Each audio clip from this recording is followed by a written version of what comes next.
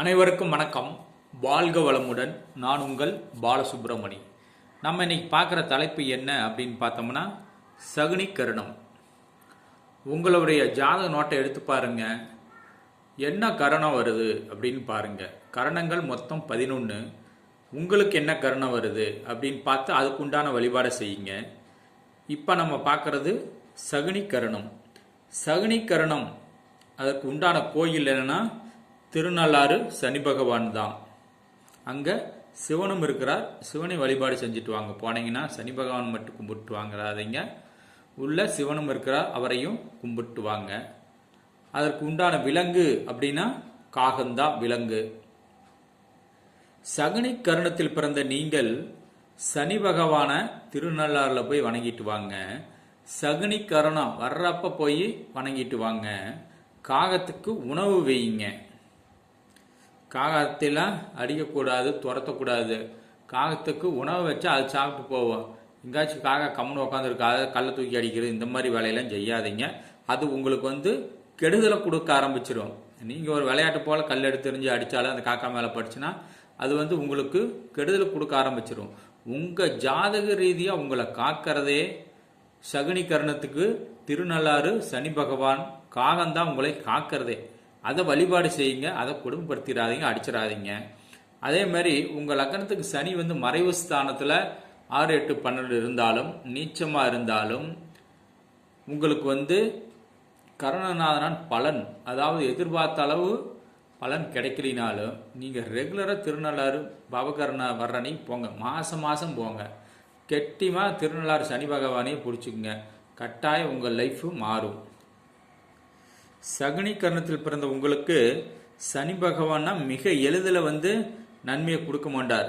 ரொம்ப கடுமையான வழிபாடு செய்யணும். அசால்ட்டாக போயிட்டு என்னமோ நானும் வந்தேன் போகிறேன் அப்படின்லாம் கும்பிடக்கூடாது. விடாமல் மாதம் போங்க.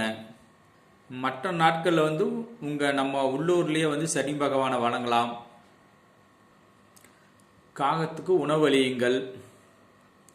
அதே மாதிரி எள்ளு உருண்டை தானம் செய்யலாம். எள்ளு மிட்டாய் 4 பேருக்கு வாங்கி கொடுங்கப்பா. பவகரண வர்ற அன்னைக்கு பழக்க வழக்கத்தில் 4 பேருக்கு வாங்கி கொடுங்க. 2வது சனிக்கிழமை நாளில் நம்ம உள்ளூர் கோயில்லையே வழிபாடு செய்ய போனீங்கனாலும் ஒரு பாக்கெட் வாங்கிக்கிங்க.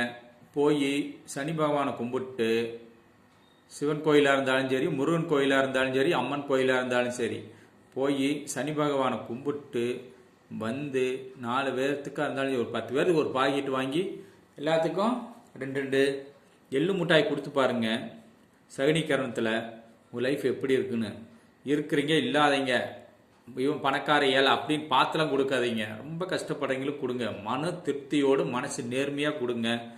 கட்டாயம் சனி பகவானும் காகமும் உங்களை காப்பாற்றும். உங்களை காக்கும் தெய்வமே சனி பகவானும் காகம்தான். இது கட்டியமாக பிடிச்சிக்குங்க.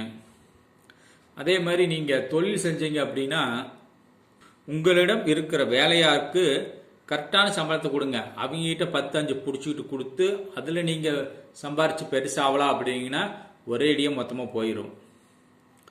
ஆள் 500 ரூபாய்க்கு ஒரு நாளைக்கு வேலை செய்கிறானா, அதில் கொஞ்சம் முடிச்சுட்டு 450 ரூபா கொடுக்குறது, அந்த மாதிரிலாம் செய்கிறாதீங்க. அவங்க மனசை நோகடிக்காதீங்க. உங்ககிட்ட வேலை செய்கிறால நோகடிச்சு அவங்க பணத்தில் 10-5 பிடிச்சி நீங்கள் பெருசாகலான்னு நினைக்காதீங்க. இதை செஞ்சீங்க அப்படின்னா நீங்கள் கர்ண வழிபாடே செஞ்சாலும் அதுக்கு உண்டான பலன் கிடைக்காது. அவங்களோட சம்பளத்தை கரெக்டாக கொடுத்துருங்க, போனஸை கொடுத்துருங்க. அவங்கள நல்லா மதித்து வழி நடத்துங்க. நீங்கள் வாழ்க்கையில் ஜெயிச்சிடலாம். சகுனி கர்ணத்தில் பிறந்த நீங்கள் இதையெல்லாம் பின்பற்றி பாருங்க. உங்கள் வாழ்க்கை சூப்பராக இருக்கும். தொடர்ந்து செஞ்சு பாருங்க. தொடர்ந்து செஞ்சு பார்த்துட்டு அதுக்கப்புறம் உங்கள் லைஃப் எப்படி இருக்குது அப்படின்னு பாருங்கள். நீங்கள் பிறந்த இந்த வாழ்க்கையை வளமாக வாழுங்கள், நலமாக வாழுங்கள், செல்வ செழிப்போடு மகிழ்ச்சியோடு வாழுங்கள். வாழ்க வளமுடன். நன்றி, வணக்கம்.